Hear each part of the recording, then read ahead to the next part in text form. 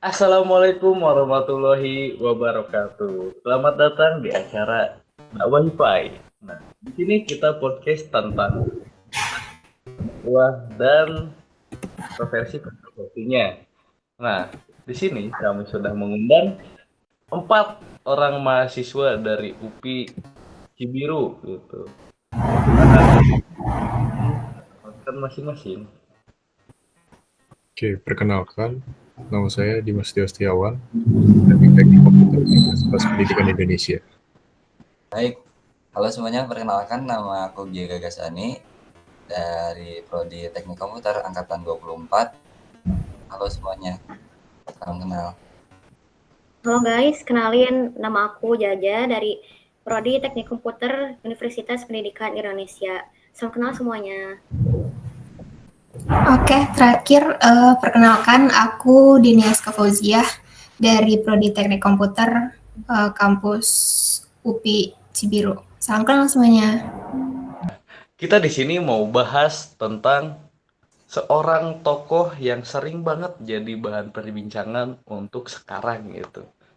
Nah, beliau tuh dikenal dekat dengan kalangan artis, terus sering turun langsung gitu, berdakwah ke tempat-tempat yang gak biasa gitu. Kayak mungkin bisa dibilang gelap gitu. Kita mau bahas tentang Gus Miftah. Nah, gitu. Kan dengan gaya berceramahnya yang emang cenderung santai gitu, sama nyentrik gitu. Nah, beliau ini malah menuai banyak reaksi gitu. Ada yang bangga, ada yang salut, ada yang nggak setuju, ada yang nggak peduli juga gitu. Nah, di sini karena Akang Teteh udah ada, Akang Teteh ini tuh bukan sembarang Akang Teteh ya.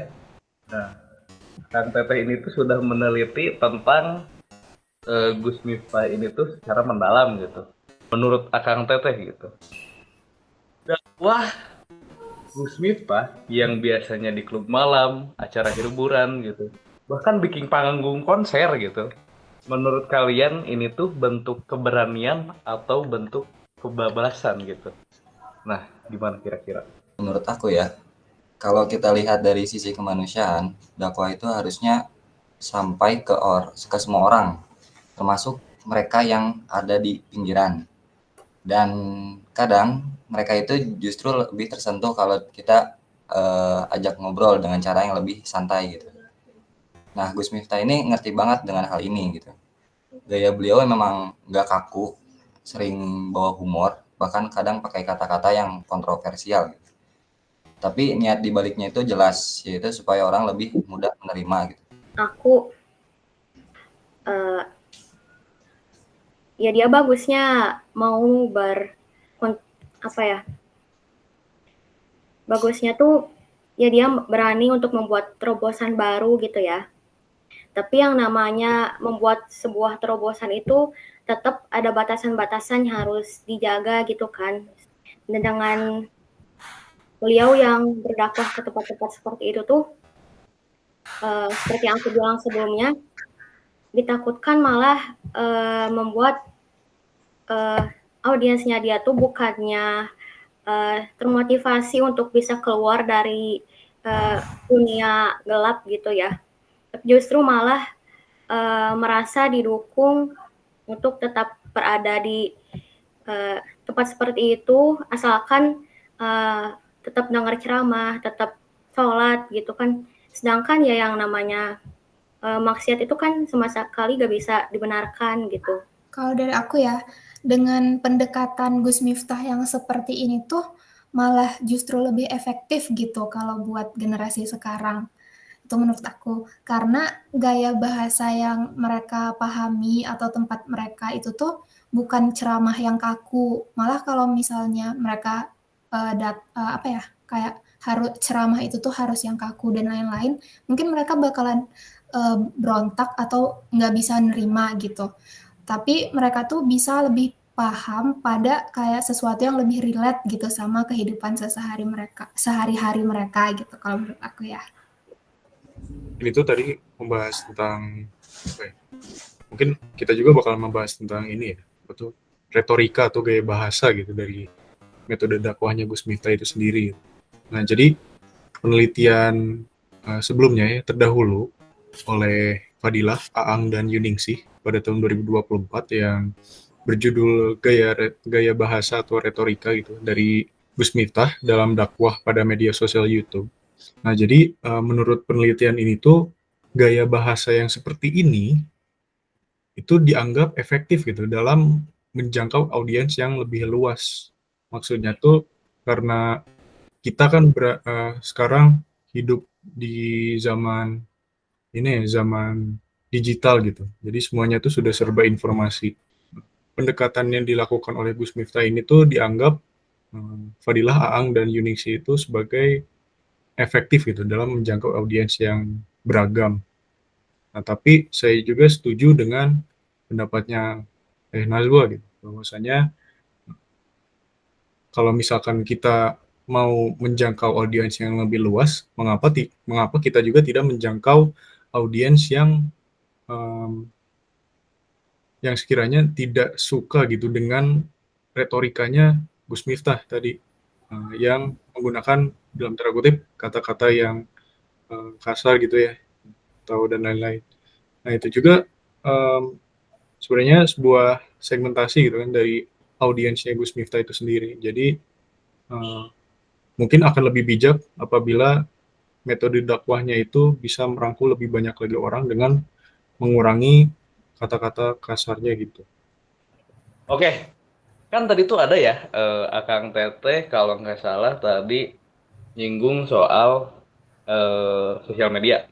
Nah, Akang Teteh pasti pernah kan, seenggaknya sekali gitu ya, lihat video Gus Miftah gitu, di Twitter gitu, mau di Twitter, di Instagram, di TikTok, di Facebook gitu, pasti pernah kan, gitu. Nah, eh kira-kira gitu, menurut Akang Teteh sendiri gitu, keviralan ini tuh lebih membawa banyak manfaatnya atau malah lebih banyak mudorotnya gitu. Kalau menurut aku ya Kang, kita eh, balik lagi ke topiknya kan di zaman sekarang tuh media sosial udah jadi bagian dari kehidupan kita sehari-hari ya.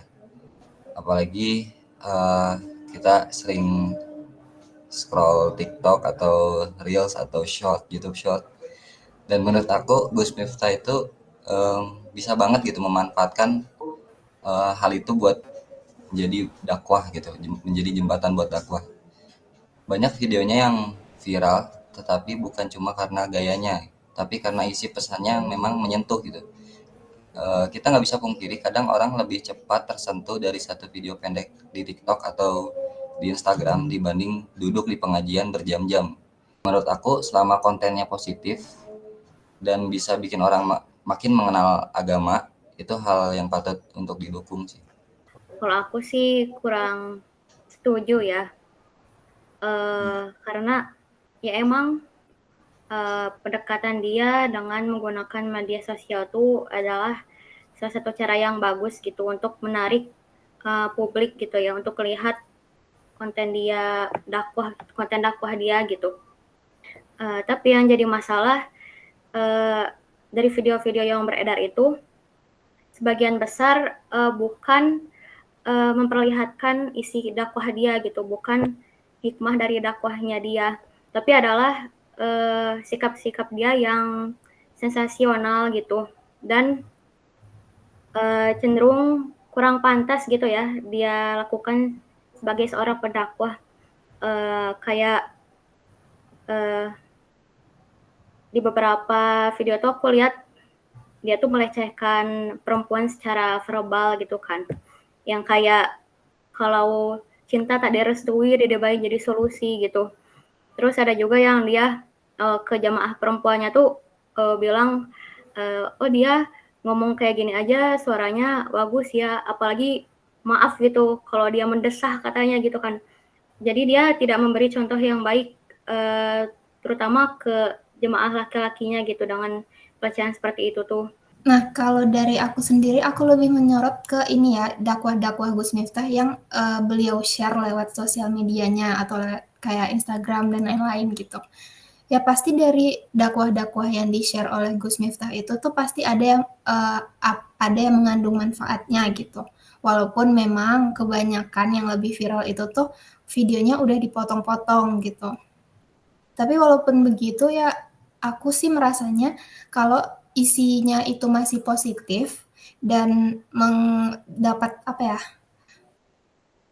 penontonnya, dapat menggugah hati penonton gitu. Jadi ya bisa aja video itu tuh bisa, menjadi hidayah buat banyak orang. Menurut penelitian yang sudah kita lakukan nih, jadi sebenarnya dari awal tahun 2024 juga topik mengenai Gus Miftah ini sendiri itu sudah banyak muncul gitu ya, terutama di platform media sosial seperti Twitter. Dari beberapa sampel data yang kita dapatkan dari penelitian ini tuh ada beberapa yang setuju gitu dengan cara berdakwahnya Gus Miftah. Ada juga yang netral gitu, yang tidak membela ataupun tidak mencemooh gitu. Lalu juga ada yang tidak setuju gitu, yang kontra dengan metode dakwahnya Gus Miftah dengan berbagai alasan. Kita sebagai audiens juga tidak bisa menyalahkan Gus Miftah gitu untuk menggunakan metode dakwah seperti itu. Karena mungkin di daerahnya sendiri metode dakwah seperti itu tuh biasa aja gitu ya. Jadi ya walaupun tadi kata Teh Nazwa gitu ya, ada ada video yang mengatakan bahwa ada video di mana Gus Miftah itu mengatakan bahwa perempuan kalau nggak salah tadi itu yang berbicara tentang suara gitu ya, suara perempuan, terus juga ada yang tentang pacaran kalau nggak salah. Iya. Jadi satu dan dua hal itu mungkin di tempat atau di kalangan audiens setianya Gus Miftah itu wajar-wajar saja gitu seperti itu, karena memang gaya berbicara atau retorikanya Gus Miftah itu seperti itu. Kan karena pertanyaan-pertanyaan fundamentalnya udah terjawab nih. Banyak yang banyak yang pro gitu sama Gus Miftah ini. Ada juga yang kontra juga gitu. Nah, sekarang kita masuk ke pertanyaan terbesarnya gitu. Menurut Akang Teteh gitu, apakah Gus Miftah ini patut gak sih kita jadiin gitu sebagai panutan gitu untuk generasi muda gitu? Kalau menurut aku ya Kang, beliau itu layak banget sih dijadikan contoh. Gus Miftah ini ngajarin kita bahwa berdakwah itu bukan cuma soal tempat dan tampilan, tapi soal niat dan dampaknya kepada orang lain. Kita emang harus kritis, tapi juga jangan tutup mata sama perubahan. Selama yang disampaikan itu sesuai dengan nilai-nilai Islam dan bisa bikin orang jadi lebih baik, kenapa enggak gitu? Dari aku sendiri ya, cara dakwahnya Gus Miftah, menurutku ini tuh masih banyak yang harus dikritisi gitu. Masih banyak yang harus dibenahi gitu. Ya itu tadi kan bahasa-bahasa beliau, terus guyonan-guyonan yang dibawa ke majelis ilmunya itu banyak yang menilai nggak pantas gitu kan untuk dibawa ke sebuah majelis ilmu gitu. Menurut aku tetap berada di sisi netral ya. Jadi kita harus selalu memang kita juga harus selalu mengkritisi, namun kita juga harus mengambil hikmah dari suatu peristiwa tersebut gitu ya. Saya juga lebih setuju sama Kang Dimas Tio ya, saya pribadi gitu, untuk bersikap netral gitu. Karena ya seperti yang kita lihat sendiri gitu ya, mau apapun yang dia lakukan, dia itu tetap pendai gitu ya, tetap pendakwah gitu. Nah terus tapi kita juga nggak bisa pungkiri gitu bahwa ya namanya juga manusia pasti nggak luput dari yang namanya salah gitu. Tapi ya itu kembali lagi gitu kayak firman Allah gitu. perbedaan tuh bukan untuk menjadi perpecahan gitu, akan tetapi menjadi keanekaragaman itu sendiri gitu, menjadi keunikan kita masing-masing gitu sebagai manusia. Nah, mungkin karena sudah terlalu lama ya kita mengobrol gitu, kita terlalu keasikan berdiskusi gitu. Nah, jadi yang jelas gitu, Gus Miftah ini tuh bukan cuma sekedar tokoh biasa gitu. Pasti ada sisi inspiratifnya, ada sisi kontroversialnya juga gitu. Tapi ya itu gitu yang jadi keunikan dari pribadi masing-masing gitu. Nah, terima kasih banyak kepada Akang Teteh yang sudah mau diganggu waktunya untuk pembuatan video podcast ini, dan terima kasih banyak juga atas penelitiannya. Nah, mungkin untuk sesi podcast dakwah Hifai kali ini kita cukupkan sampai di sini. Sekian dari kami. Assalamualaikum warahmatullahi wabarakatuh. Bye bye.